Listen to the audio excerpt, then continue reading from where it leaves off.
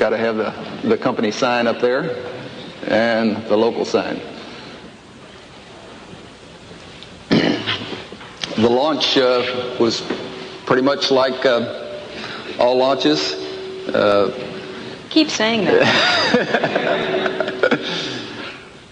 Well, since you started, Sally, why don't you tell what it felt like there? Well, actually, I was pleasantly surprised because I thought that the simulator really prepared us well for it. We have a motion-based simulator. Yay. Yay for the simulator.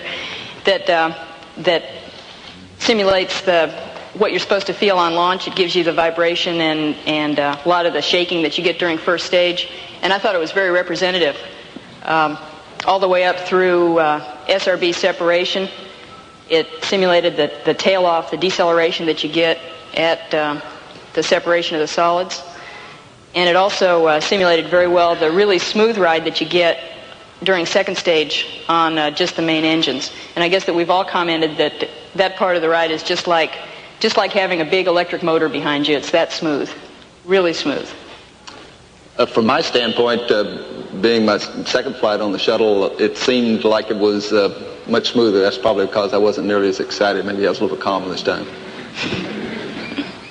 But it really is a super machine. Performs well. It's really nice to have an experienced tour guide there, too, because he could tell us what was going to happen. And I think everybody in the cockpit was having fun. This is right after we opened the payload bay doors, and I believe we're passing over Mexico, the coastline of Mexico there, and it's just to show you what it looks like as we're tailed down to the Earth, passing over the both land and sea areas. Clouds were very beautiful. There's a poor old CDR trying to get in his chair. We wanted to get shots in here of each of the crew people, so you'll see us go from one to another as we're maneuvering around the flight deck. This just proved we all were there.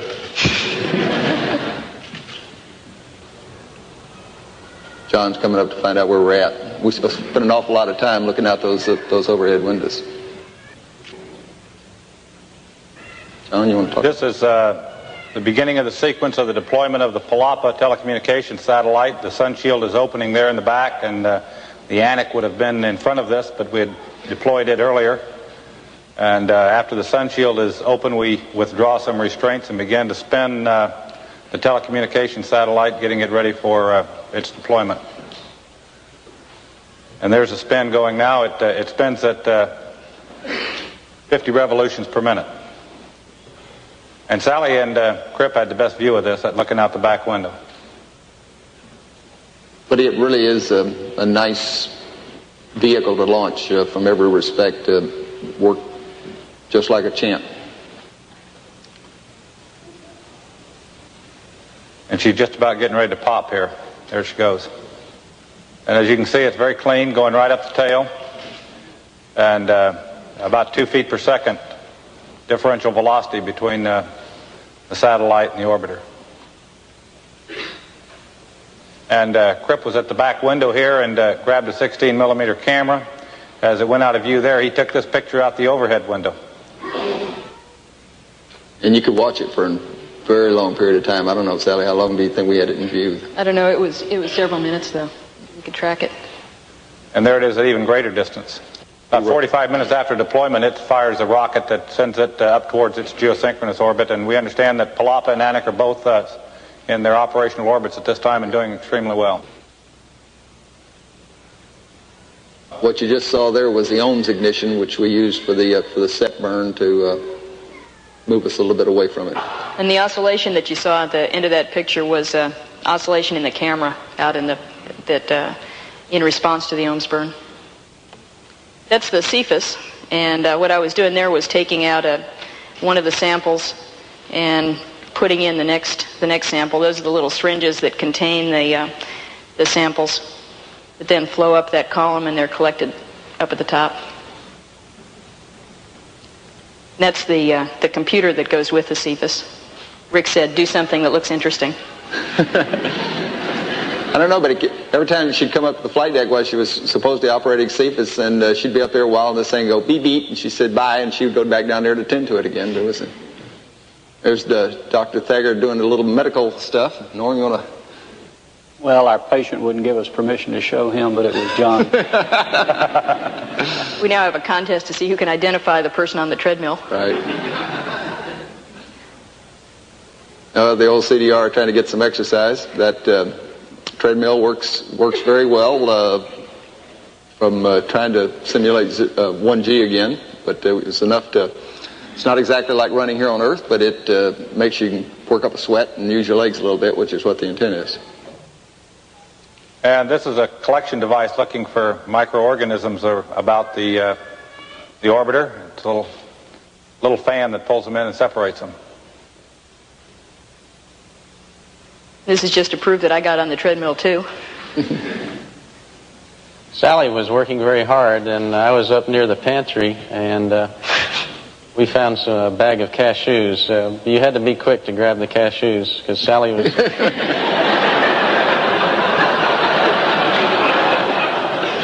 Food. I wasn't going to let those get away. Right.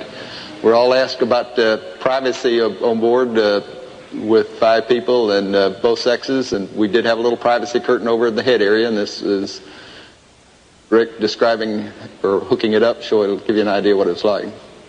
And that worked very well. And we're getting ready here for the deployment on the Proximity Operations Day of the SPAS satellite. And this is lifting the SPAS out of the orbiter. You can see a few of the cameras on the top of the SPAS, 16 millimeter, 70 millimeter, and a couple of TVs that were used to provide some of the spectacular photography and TV that you saw. The SPAS was an ideal satellite to work with. It was extremely stable and worked very well throughout the entire flight. So did the arm. You can tell from this picture that the arm is doing exactly what it's being commanded to do. It's pulling the SPAS straight up. One of the neat activities we had to do was on day 5, we did what we referred to as proximity operations, that is flying around the vicinity of the SPAS.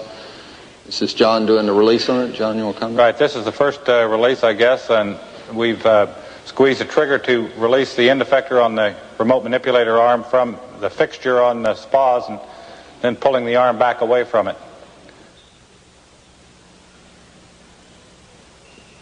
Meanwhile, the nervous CDR was sitting there with his hands on the controls in case it started to diverge, and we went ahead and started separating from it. Actually, we were above it, or correction, below it with respect to the Earth, and that's what it looked like from the other direction. We're sitting out about 200 feet at this time, and that's from a 16 millimeter camera that was located on the SPAS.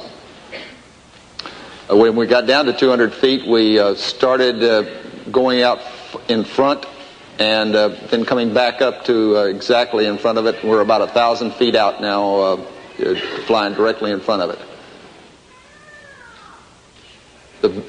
The orbiter is a super vehicle as far as flying in close vicinity to another satellite on orbit.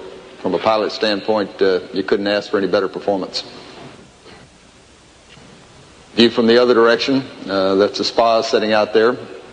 We actually took a little license. It was the shot when we were out 1,000 feet. It was so small it didn't show up very well. We sat out there for a couple of revs, and it was very easy to manually control that. And this shows us starting back in. Very shortly, you're going to see a view looking down. You'll see 2 lights. That's the payload bay lights, and look for the RCS jet firings. This is looking down at the orbiter. And now we'll see some from inside the cockpit. Those are the forward RCS. Sounds like you got a small war going on outside when you're doing proximity operations, because you do use those large jets a considerable amount. You'll see the approach that we're making for the grapple, and both vehicles were just about as stable as anybody could want them. And when you're flying a big machine like the orbiter, which is 200,000 pounds, you do it nice and slow, which is the way we made the approach. And John, you want to comment on your grapple here? And here's the grapple to retrieve the SPAS after that first phase of proximity operations, and very manageable task done from inside the cockpit using hand controllers, and you can see very, very slight oscillations there, probably about a 1/4 inch in amplitude as we close in on the grapple fixture getting ready for the capture, and there it is. This is starting of the second portion of Prox Ops. So we had lunch after the first day. We put the, after first phase. Sally and John had put the spas in a sun-shielded attitude because it had been warming up during the early portion, and spas here is still on the end of the arm, and Sally's maneuvering it back out to its release position, and what you're seeing is the spas TV as she maneuvered it to the position.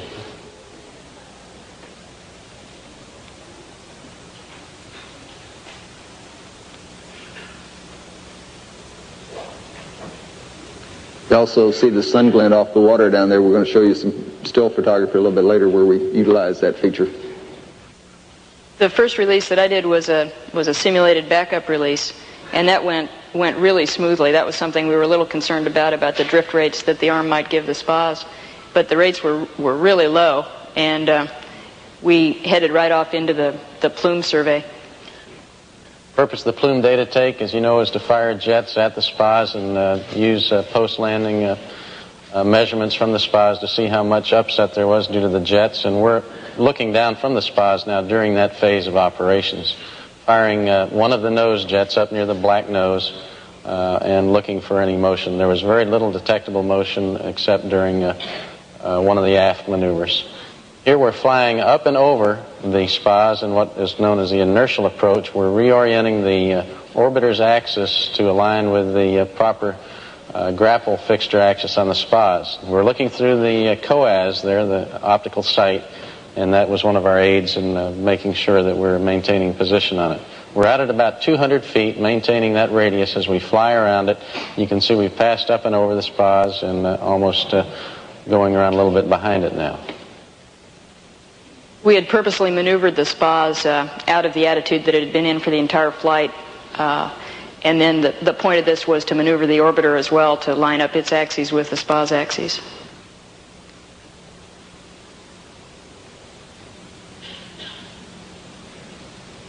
And we'd like to compliment NASA on the orbiter model that they got for us to take these pictures. We were told this morning in our management brief that the camera that took those 16 millimeter from the spas was used on Little Joe early in the space program years ago. Not at White Sands. This is the approach and grapple for the end of phase 2, and you can see slight oscillations in the arm, but it's really doing just about exactly what I'm commanding it to do, and it turned out to be a very easy task and just no problem at all.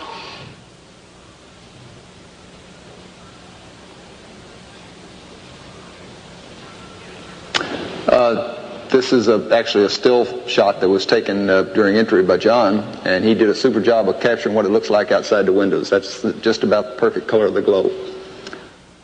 We spent most of the time in the darkness during entry. The vehicle had no surprises. It flew just like we anticipated it would. Our cross range for the entry we flew was a little over 730 miles, nautical miles, which is the max that the shuttle has done thus far. We did end up doing some entry maneuvers because of that cross range, but we picked up the most important ones. This is showing us coming in over the heading alignment circle. I took manual control just about the time we were overhead Edwards flying manually. This is a camera that was mounted over my left shoulder because they said they wanted some shots of what it looks like in the cockpit. Shows you what it looks like out of Rick's window. The vehicle is super from a pilot standpoint. We had a heads-up display mounted in both Rick's and my windows that we were utilizing, and it allowed us to control our management energy just like we wanted it to.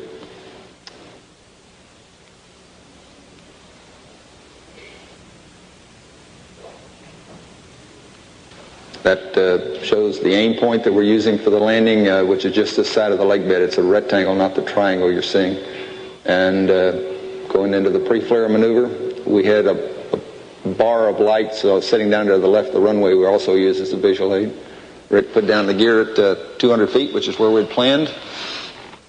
And like most way I like to fly when I'm over a lake bed is I like to get down low fairly fast and then just kind of hold it there till it gets down to the proper airspeed.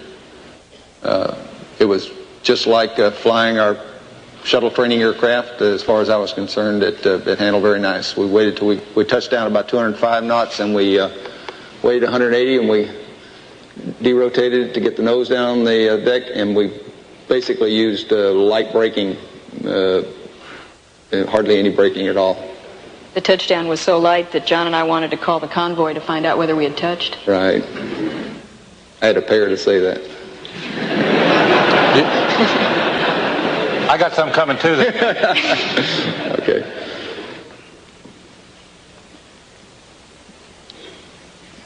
Even though we were using light braking, the total runway utilized was, I believe, something around 13,000 feet, which would have meant if we'd been landing on a 15,000-foot runway, I would have still had no problem getting stopped.